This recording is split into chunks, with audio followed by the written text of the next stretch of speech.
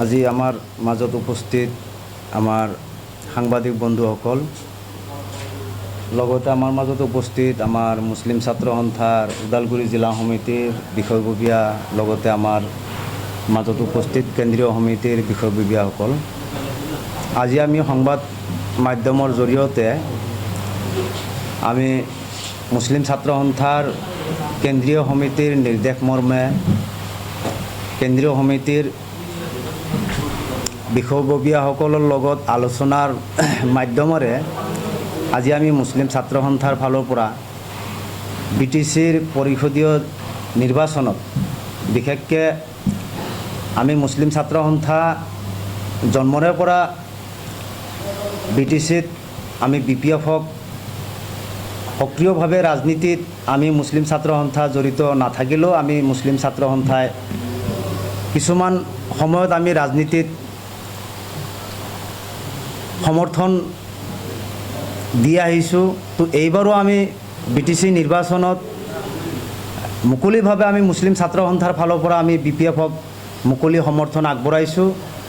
লগতে আমাৰ মুছলিম ছাত্ৰ সন্থাৰ ফালৰ পৰা আমি BPFৰ প্ৰধান হাগ্ৰামা মহিলাৰীক তেওঁক আমি এখন স্মাৰক পত্ৰ প্ৰদান কৰিছিলোঁ আৰু তেওঁৰ লগত আমি আলোচনাত মিলিত হৈছিলোঁ। তেওঁ আমাক আশ্বাস দিছে যে BTCত এইবাৰ BPF চৰকাৰ আহিলে এক নম্বৰত আমাৰ যিখিনি যিহেতু আমি মুছলিম ছাত্ৰ সন্থা, আমাৰ জাতিৰ যিটো এটা আমাৰ মূল সমস্যা, সেই সমস্যাই হ'ল আমাৰ মাটিৰ সমস্যা।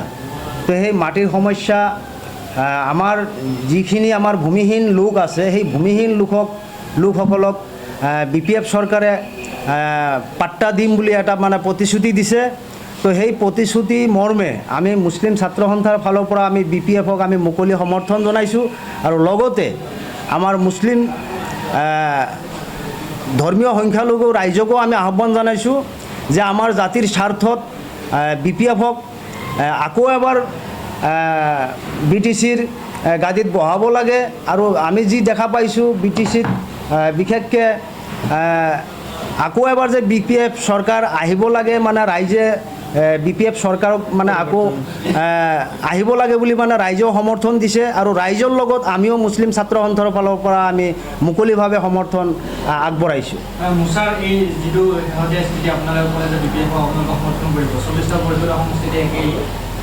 না আমি মুছলিম ছাত্ৰ সন্থাৰ ফালৰ পৰা আমি BPFক অলৰেডি আমি 40টা সমষ্টিতে আমি সমৰ্থন আগবঢ়াইছোঁ আৰু লগতে আমাৰ মুছলিম ছাত্ৰ সন্থাৰ ফালৰ পৰা আমি যিখিনি আমাৰ সংখ্যালঘু এৰিয়া আছে, আমি সংখ্যালঘু এৰিয়াত আমাৰ মুছলিম ছাত্ৰ সন্থাৰ যিখিনি আমাৰ আঞ্চলিক আছে, জিলা সমিতি আছে, আমি প্ৰত্যেককে আমি জনাই দিছোঁ যে মুছলিম ছাত্ৰ সন্থাৰ আমাৰ স্পষ্ট স্থিতি, আমি মুছলিম ছাত্ৰ সন্থাই BPFক সমৰ্থন কৰিছোঁ আৰু BPF চৰকাৰ আহিব, এইটো ৰাইজেও বিচাৰিছে আৰু ৰাইজেও এইবাৰ BPFক চৰকাৰত আনিব। তো সেই হিচাপে আমিও ৰাইজৰ স্বাৰ্থত আমিও BPFক চৰকাৰ আহিব লাগে বুলি, আমি হাগ্ৰামাৰ হাত মজবুত হ'ব লাগে বুলি আমিও সমৰ্থন আগবঢ়াইছোঁ।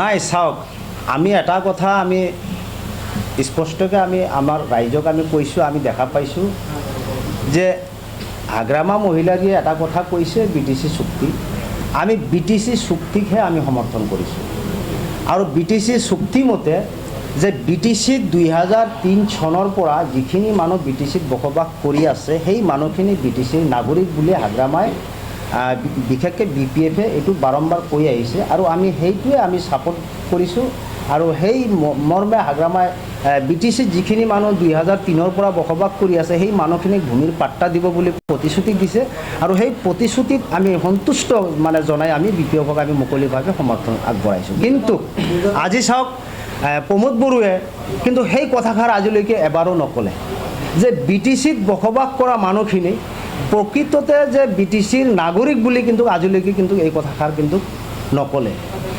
তো আমি দেখা পাইছোঁ যে তাত নিশ্চয় কিবা ৰহস্য আছে। তো সেই হিচাপে যেনিবা আমি UPPLক আৰু এটা কথা চাওক, আপোনালোকে 5 বছৰত UPPLে কি কৰিছে?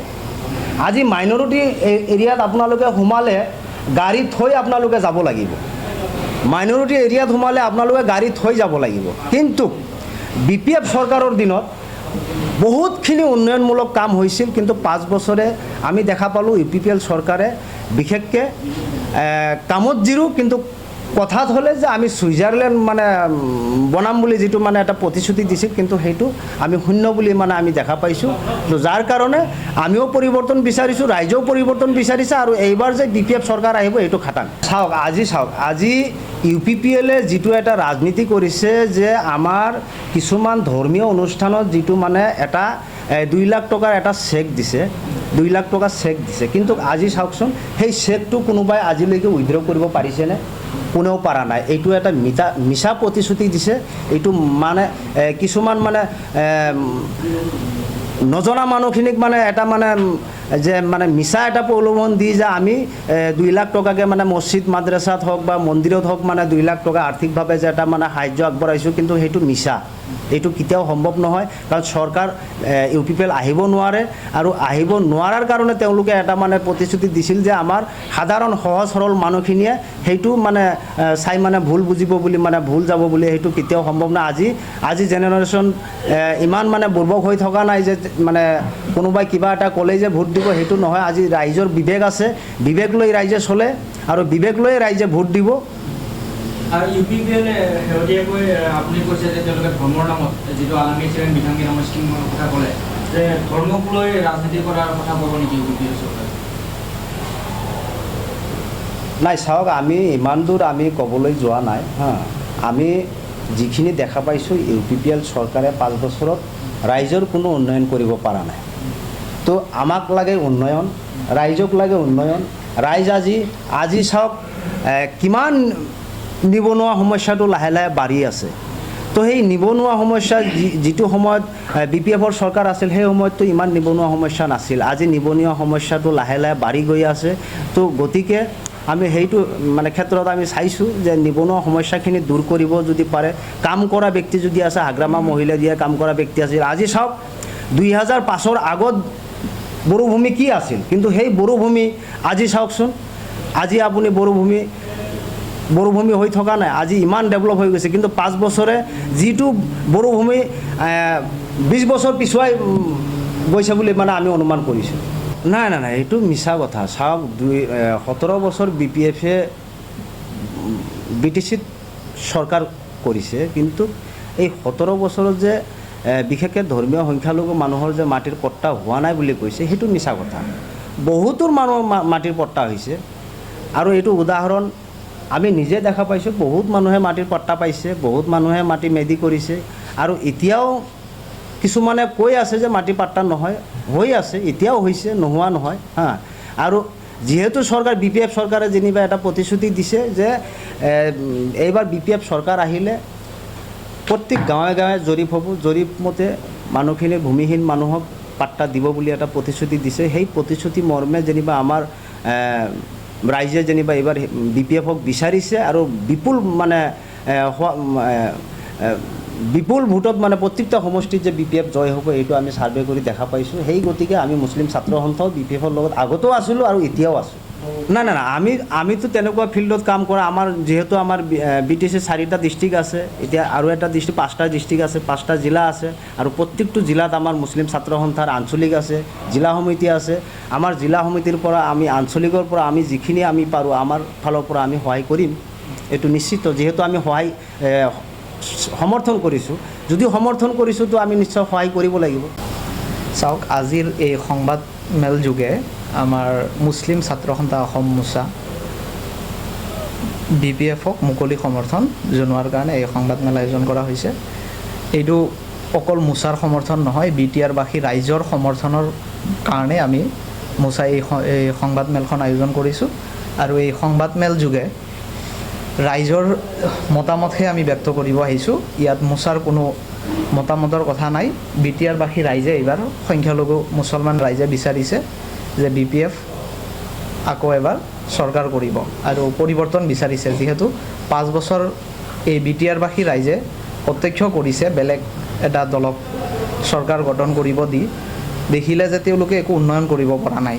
যিখিনি উন্নয়ন কৰিব লাগিছিল 5 বছৰত, তাৰ 1% কৰিব পৰা নাই।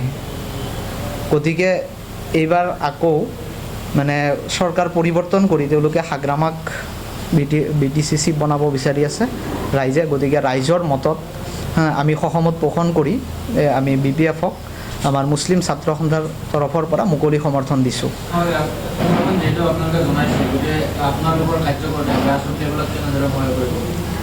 চাওক, ইতিমধ্যে আমাৰ আঞ্চলিকবিলাকৰ প্ৰায়বিলাক প্ৰতিনিধিয়ে কাম কৰি আছে। সেই কামৰ কাৰণে তেওঁলোকে মানে যিখিনি ফিল্ডত পাইছে আমাক ৰিভিউ দিছে যে এইবাৰ ৰাইজৰ মতামত আপোনাৰ BPF-ৰ পক্ষত। সেইকাৰণেই মই অলৰেডি কৈছোঁৱে যে ৰাইজে বিচাৰিছে কাৰণেহে মানে আমাৰ আঞ্চলিকৰ ল'ৰাবিলাকৰ যিখিনি মানে স্থিতি তেওঁলোকে পাইছে, পৰ্যবেক্ষণ কৰিছে ফিল্ডত, সেইখিনিৰ পৰাইহে আমাৰ এই আজিৰ সংবাদমেল আয়োজন কৰা হৈছে।